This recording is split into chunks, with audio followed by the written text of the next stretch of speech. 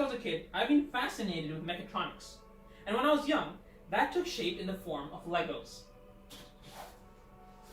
Then, my interest sparked and bloomed into competitive robotics with a community VEX team. I've been competing in the VEX robotics competition for 3 years now. Thank you. And for all 3 years, we competed and qualified to the VEX World Championships. I wanted to create my own robotics team, so FEC Team 16397, Relatively Quantum, was born. This team helped me develop my leadership skills. As a rookie team, we achieved many great things.